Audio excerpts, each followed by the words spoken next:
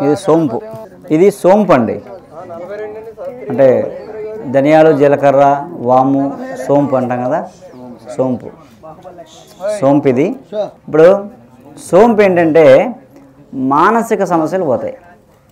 సోంపు పొడి చేసి మామూలుగా భోజనం చేశాక తిన్నా, లేదు రాత్రిపూట పాలల్లో వేసి తాగితే మానసిక సమస్యలు, భయం, ఆందోళన, కంగారు, అలాంటి మానసిక సమస్యలు, నిద్ర పట్టకపోవడం ఇలాంటివి పోతాయి అన్నమాట సోంపు వల్ల. ఇది చక్కగా పిల్లలు అందరూ తాగొచ్చు, మంచిది. జీలకర్ర, జీలకర్ర కదా అనుకుంటాం. అంటే జీలకర్ర అందరికీ తెలిసిందే, గ్యాస్ ట్రబుల్ తగ్గుద్ది, అరకపోతే కొంచెం నోట్లో వేసుకుంటే అరిగిపోద్దని తెలుసు. కానీ జీలకర్రకి మనకు వాళ్ళు ఒక పెద్ద పీట వేశారు. మన ఋషులు జీలకర్ర బెల్లానికి పెద్ద పీట వేశారు. పెళ్ళి సందర్భంలో జీలకర్ర బెల్లం ఎందుకు పెడతారండి తెలుసా మీకు? ఆ రెండు జీలకర్ర బెల్లం ఎంత బాగా కలుస్తాయో వీళ్ళ దాంపత్యం అన్యోన్యంగా అంత కలిసి ఉంటుందని అనమాట. అలా జీలకర్ర బెల్లం పెట్టడం వల్ల వీళ్ళ డిఎన్ఏ వాళ్ళ డిఎన్ఏ వీళ్ళారా అలారా మ్యాచ్ అయ్యి వీళ్ళదన్నీ పోయి ఒకే ఏకత్వం అవుద్ది అనమాట అండి. అందుకు జీలకర్ర బెల్లం పెట్టిస్తారు. ఫస్ట్ జీలకర్ర బెల్లం పెట్టిన తర్వాతే వాళ్ళకి మీ కార్యక్రమం నడుస్తుంది. ఎందుకంటే ఇంకా అసలు విడదీనే అవ్వదన్నమాట. ఆ తర్వాత కొమ్ముడు వేసేస్తారు. అది జీలకర్ర బెల్లంలో ఏంటంటే మనస్సు అన్నీ, అంటే బుద్ధి మనస్సు అన్నీ కూడా ఏకమైపోతాయి అన్నమాట పెట్టగానే. వాళ్ళకి ఆ తర్వాత అంతకుముందు ఏమైనా ఉండొచ్చు, ఏ దోషాలు ఉండొచ్చు, ఆలోచనలు వేరే ఉండొచ్చు, కానీ ఒక్కసారి జీలకర్ర బెల్లం పెట్టగానే అవన్నీ తొలగిపోయి వీళ్ళిద్దరూ స్ట్రాంగ్ అయిపోతారు అన్నమాట. అలా జీలకర్ర బెల్లం పెట్టిన వాళ్ళు శాస్త్రోక్తంగా పెళ్లి చేసుకున్న వాళ్ళకి ఎవరు విడాకులు తీసుకోవాలి. ఇప్పుడు అన్నీ ఆన్లైన్ పెళ్ళిళ్ళు చేస్తున్నాం, ఏమవుద్ది అన్నీ కోర్టులకి వెళ్తాయి అన్నమాట. లాయర్లకు ఫుల్ పని. నేను జీలకర్ర బెల్లం పెట్టడం వల్ల పెట్టడానికి కారణం అది. నిజంగా ఏంటంటే ఈ వసకొమ్ము మనం అన్నప్రాసనప్పుడు కానీ ఇప్పుడొకప్పుడు వాళ్ళ 2-3 ఏళ్ళ వయసు లోపులో ఎప్పుడొకప్పుడు వస నాకించాలండి. అంటే వసకొమ్మని ఇలా నాకించామనుకోండి వాంతులు అయిపోతాయి. దీన్ని గోమూత్రంలో నానబెట్టాలి.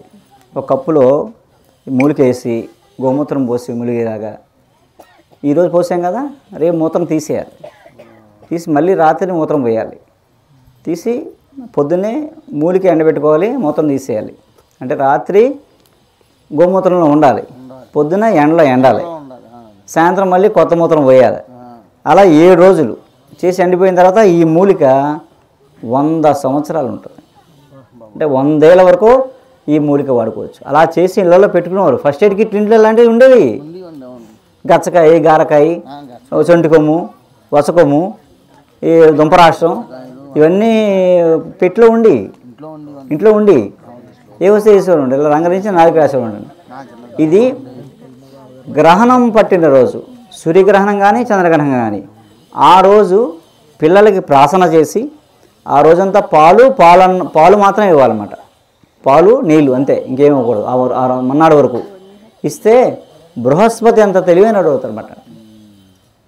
మేధస్సు అద్భుతంగా పెరుగుతుంటుంది. ఈ మందబుద్ధి పిల్లలు, ఫిట్స్ పిల్లలు లాంటి వాళ్ళకి శాశ్వతంగా పోతాయి అన్నమాట. గ్రహణం రోజు వస కొమ్ముని ఇలా ఆవు యూరంలో నానబెట్టి ఉంచుకున్న కొమ్ముని అరగదీసి జస్ట్ ఇలా రంగరించి నాకించడమే, వేస్తే చాలు. చిటికేస్తే అసలు బ్రెయిన్ ఇప్పుడంతా పిల్లలంతా హైపర్, ఆటిజం ఇలాంటి మనం వినని పేర్లు ఇవన్నీ వాళ్ళు దెబ్బ సెట్ అయిపోతారు గ్రహణం రోజు వేస్తే. అలా ఇలాంటివన్నీ ఇక్కడ వేస్తాం మేము. మీకు మోతా తెలీదు, శుద్ధి తెలీదు, ఎలా పడితే వేస్తే ప్రాబ్లం. కాబట్టి అవన్నీ ఇక్కడ మనం ఈ పీఠం దగ్గర ఇవన్నీ ఇంప్లిమెంట్ చేస్తాం. ఆ టైంకి మీరు ఎంతమంది ఉచితంగా వేస్తాం. అది ఓకే. నమస్కారం అండి. మరి గురువుగారిని చూస్తుంటే నాకు మనస్తత్వం అయితే చిన్నపిల్లల మనస్తత్వం లాగా ఉంటుంది. మరి ఆ భోజనం సంగతి చూస్తే ఆ భోజనం మనం తింటుంటే దానిలో ఆయన ప్రేమ, ఆప్యాయత అభిమానం అన్నీ కనిపిస్తూ ఉంటాయి. అందుకే అంత రుచిగా ఉంటుందేమో అని అనిపిస్తూ ఉంటుంది. చేసిన తీరు వేరు. తర్వాత దాన్ని తిన్నారా అని అడగటం, అక్కడ అక్కడ పెట్టే తీరు అన్నీ కూడా చాలా అసలు మనం ఇంట్లో కూడా అట్టా ఒక్కోసారి పెట్టుకోమో అనిపిస్తుంది. మన పిల్లలకి, మన కుటుంబంలో సభ్యులకి ఎలా పెడతారు. తర్వాత మరి ఈ ఆయుర్వేద ఇది ఒక గురువుగారు ఒక ఉద్యమంలాగా చేపట్టారు. ఇవాళ పరిస్థితుల్లో ఈ ఉద్యమం చెప్పాలంటే ఒక యుద్ధం చేయటమే. మరి ఈ యుద్ధంలో మేమందరం ఏదో రామరావణ యుద్ధంలో కనుక ఉడతలు సహాయపడినట్టు మేమేమన్నా కొంచెం సహాయపడగలమని చెప్తూ నేను సెలవు తీసుకున్నాను.